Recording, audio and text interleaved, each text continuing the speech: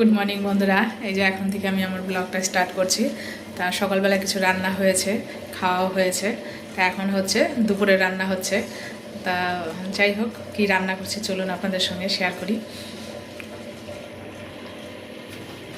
এই যে এখানে আলু ফুলকপি কেটে নিয়েছি, সেদ্ধ ভাপ দিয়ে ফেলেও নিয়েছি। তাই এটা আলু ফুলকপির একটা তরকারি করব, বেশি কিছু না, জাস্ট এই আলু ফুলকপির তরকারিটা।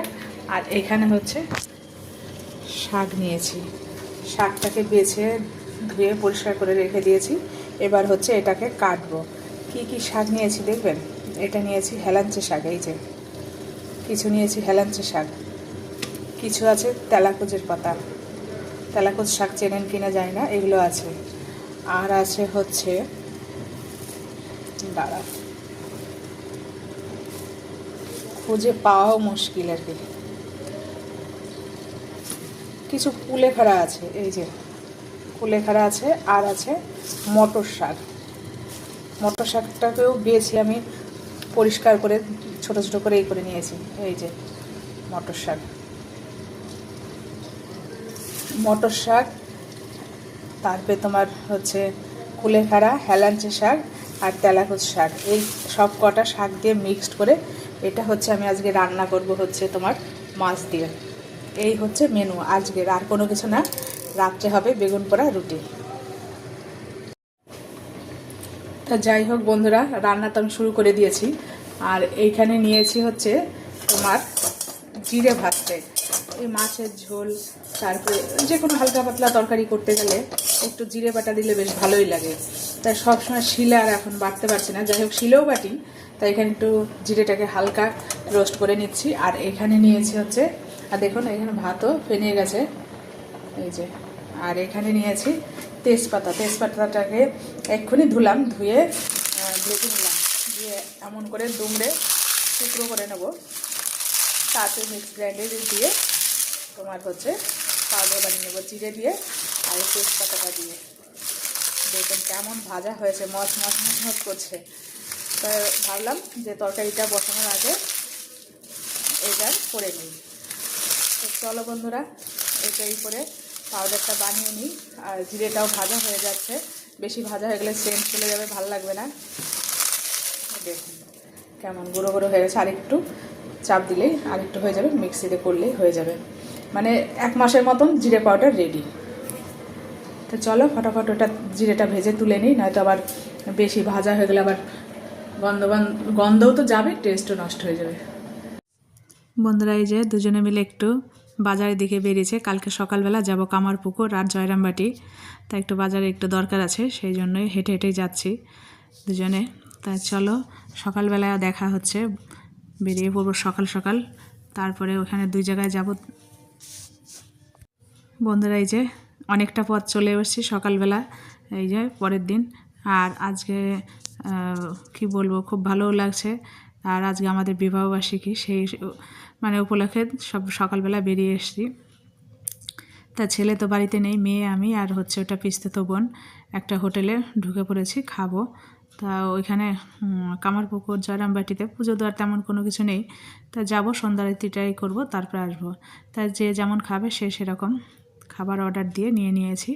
আমি নিয়েছি মিক্সড ফ্রাইড রাইস, এখানে হাজব্যান্ড নিয়েছে নান, তারপরে মেয়েও কী কী নিয়েছে মা, মানে ও যে যেমন খাবে সেরকম নিয়েছে আর কি। আর ওই পেছনে ড্রাইভার দাদা উনিও নিয়েছে। তা চলো ফটাফট খেয়ে নিই, তারপরে পৌঁছাতে হবে এখানে, এখন অনেকটা পথ। বন্ধুরা এই যে কামারপুকুর চলে এসেছি। আর এটা হচ্ছে কামারপুকুর বললো না, কামারপুকুর না, এটা বোধ হয় কি একটা নাম বললাম, ভুলে গেছি। যাই হোক এখানে যে কামারপুকুরে চলে এসেছি, এখানে ঠাকুরের যে জন্মস্থান সেখানটা। চলো সব ঘুরে ঘুরে দেখি, অনেক কিছু নাম ভুলে গেছি, তখন সঙ্গে ছিল ওরা বলে বলে দিচ্ছিল, মনে পড়ছিল, আবার এখন ভুলে গেছি। তাই যাই হোক বন্ধুরা আমাদের সঙ্গে থাকুন, দেখুন ঘুরুন, অবশ্যই ভালো লাগবে। আর সুন্দর জায়গা তো অবশ্যই ভালোই লাগে।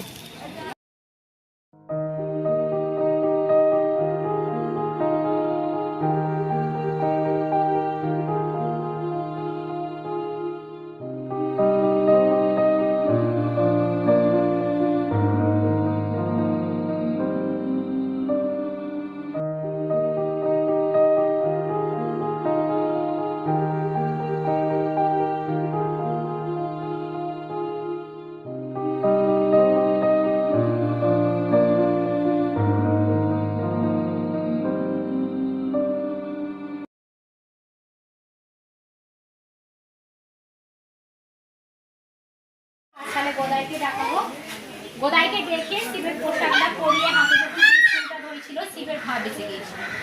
এই জায়গাতে রামকৃষ্ণ ঠাকুরের তৃতীয়বার ভাব এসেছিল।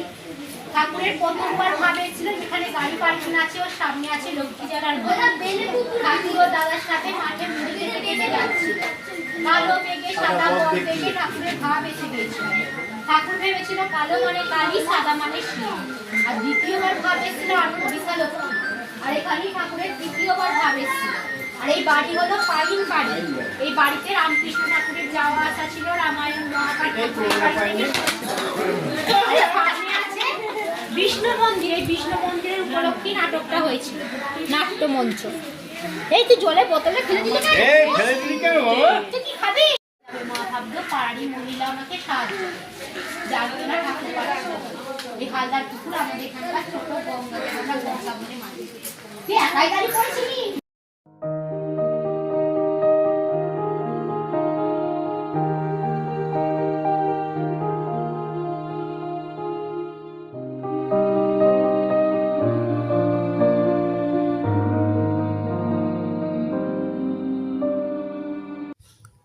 বন্ধুরা, এই যে এখানে লাহাবাবুদের হচ্ছে দুর্গা দালান, তাই সেই দুর্গা দালানে এখানে ঠাকুররা পুজো করতেন থাকতেন।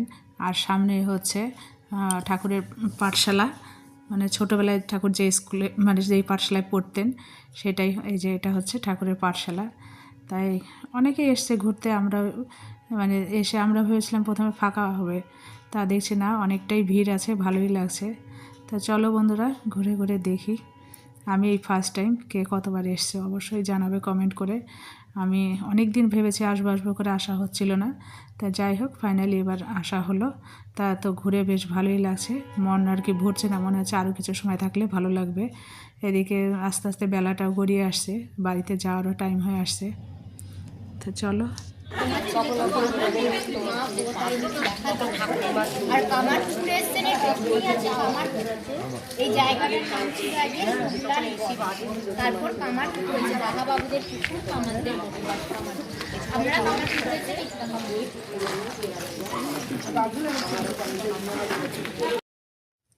আর এটা হচ্ছে কামারপুকুর। কামারপুকুরে এখন লোকের বাসন মাজা এই সেই সব ব্যবহার করছে। এখানে এই যে ঘাট, তাই পেছনটাই এখানে সামনে আবার হচ্ছে দুর্গা মন্দির।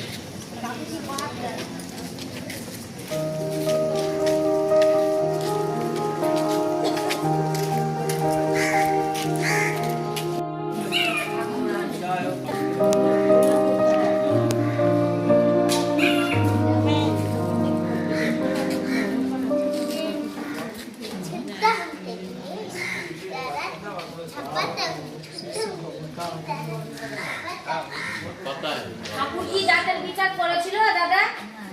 মুসলিম, হাড়ি, যত সবারই সাথে মিশেছে।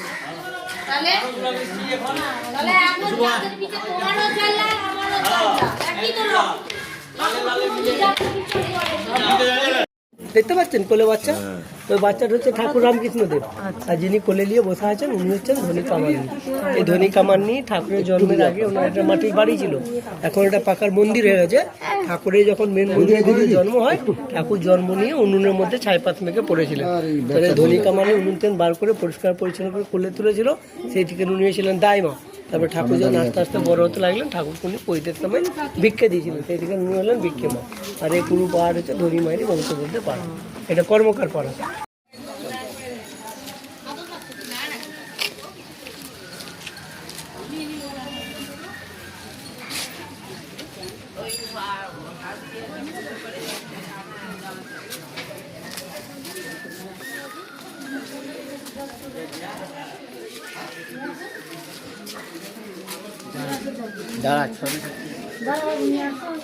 কোনটা নিয়ে আসছে? এটার মধ্যে রাখা আছে, তা তুমি একটু ভুলে নি।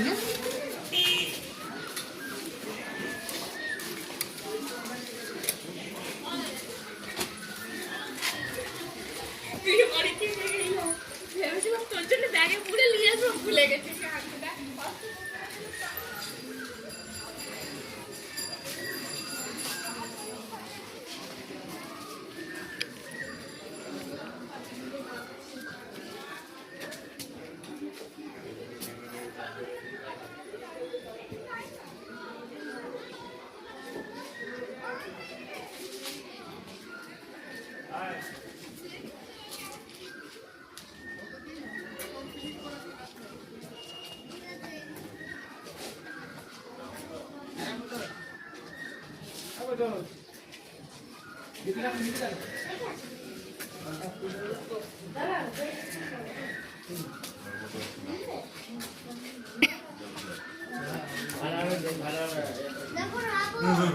বাবা বলছে মায়েদের আত্মীয় জমি না এটা 3 তলা মন্দির, আমাদের মন্দির একতলা, মাঝে একতলা, উপরে একতলা। আর এটা আক্রমণ করতো লাহাবুড়া ময়দাবাদী গিয়ে আমরা নিয়ে আমাদের মন্দির দিয়ে দিয়েছিলাম।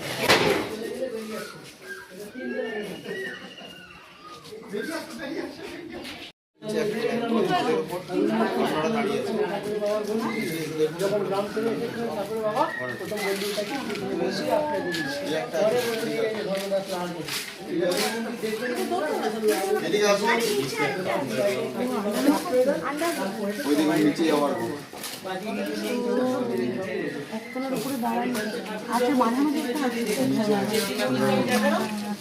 জ্যোতি বেরিয়ে ঠাকুর ভয় পেটে ঠাকুর কিন্তু জন্ম নিয়ে উনুনের মধ্যে সাঁতার দিতে করেছিলেন।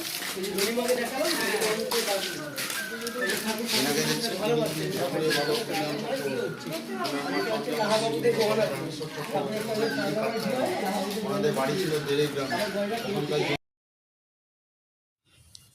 এই যে বন্ধুরা কামারপুকুর ঘুরে এই যে জয়রামবাটি চলে এসেছি, মায়ের জন্মস্থান।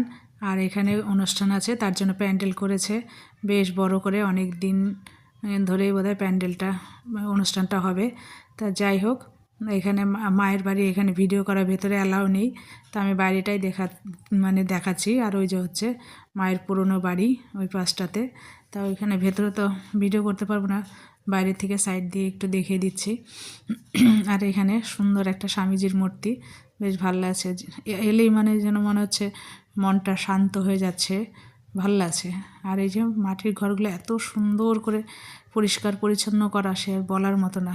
এই হচ্ছে মায়ের বাড়ি, এখানে ভেতরে ভিডিও করা এলাও নেই, তাই বাইরের থেকে এফডি করে ছেড়ে দেবো। তো যাই হোক বন্ধুরা, সঙ্গে থাকুন, আশা করি ভালো লাগবে। আর এই যে অনেকে ভেতরে ঢুকেছেন, আমি তো একটু মায়ের দালানে বসবো, সেই মনস্থির করেই এসছি আর কি।